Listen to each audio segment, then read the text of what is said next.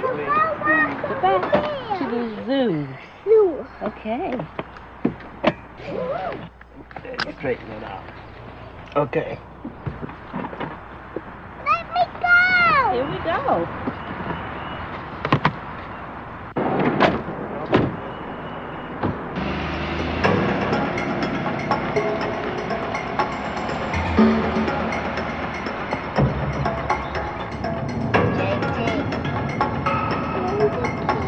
Hello.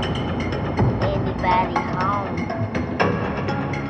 I don't remember none of this. None of this from last year. Hey, Jasmine, would you leave JT alone, please? I'm gonna rush you back. Can you help me out here, Stephanie? I'm a little lost. Well, I thought you knew where you were going. Do you have the directions? Get some Fruit Loops, JT. What time were we supposed to be there? We're late. JT. Do you want to stop and call someone? Keep going. Straight or right at this intersection?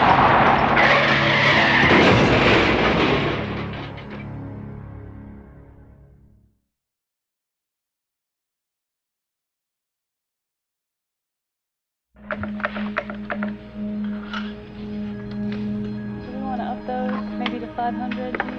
Yeah, that would probably be a good idea. If he hits something hard inside the occupant compartment, he may see more force than he does. One way we learn more about what happens in crashes is by running vehicle crash tests. Right now, we're in the final stages of getting this car ready for a test. It's going to hit a barrier at 30 miles an hour, and the impact is going to happen very quickly. Then we'll go back and look at slow motion film that lets us see exactly what happened in the crash. This car is going 30 miles an hour. And everything inside it is moving at the same speed. When the car first contacts the barrier, the occupant compartment doesn't stop immediately because the front end of the car is crushing and absorbing energy. This happens in a fraction of a second. But people can still be protected if they're restrained. If they're not, they continue moving at 30 miles an hour until they slam into something like the steering wheel, dashboard, or windshield. People get injured in crashes because they come to a stop too fast. when there's plenty of time to slow down, like during braking, They don't get injured, but when they slam into something hard, they stop very fast. and injuries can occur. Safety belts and airbags together offer the best protection in frontal crashes. They allow people to slow down with the occupant compartment.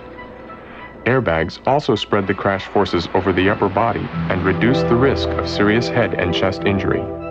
Safety belts protect people in non-frontal crashes too. Plus, they prevent ejection. And if there are violent maneuvers before a crash, belts keep people in their seats where they need to be for airbag protection. To get the maximum benefits, you need to do more than just buckle up. It also matters how you buckle up and where you sit. First, the lap part of the belt should fit as low as possible over your hips. Don't let it ride up over your stomach. If it does ride up over your stomach, which can happen, especially with bench seats, the belt itself could injure you during a crash. The shoulder belt should fit comfortably. If it rubs against your neck, check to see if it can be adjusted. You might also try adjusting the seat for a more comfortable fit. If this doesn't work, still use your shoulder belt.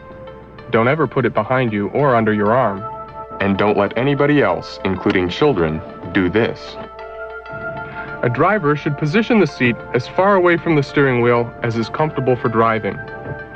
The more distance, the less chance that your face will hit the steering wheel in a crash. And keep in mind, this can happen in a severe crash, even if you're using a safety belt.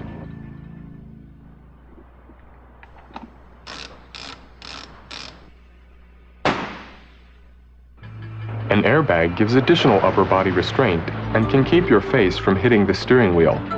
But remember that a crash is over in a fraction of a second, so the airbag has to inflate very fast. They look like soft pillows in slow motion, but when they begin inflating, there's considerable force behind them. Ideally, you want the bag to fully inflate before you contact it. This is another reason to move your seat back as far as it's comfortable, away from the path of an inflating airbag. Once it's inflated, it provides an energy-absorbing buffer as it deflates. Something else to remember, is not to drive with your arm across the steering wheel. The reason is the same as why you sit back and away from an airbag. The initial inflation force can be enough to break your arm. Now, the up position.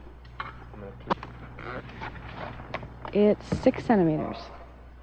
Toward the end of a serious frontal crash, people rebound backwards toward the seat, and then their head restraints can be important. The primary purpose of these is to protect the head and neck in a rear impact. But head restraints can also catch your head and prevent injury during rebound. A head restraint should be directly behind and very close to the back of your head. If your head restraint isn't fixed in place, adjust it so that it's behind and as close to the back of your head as possible. This way, it can protect you in both front and rear impacts.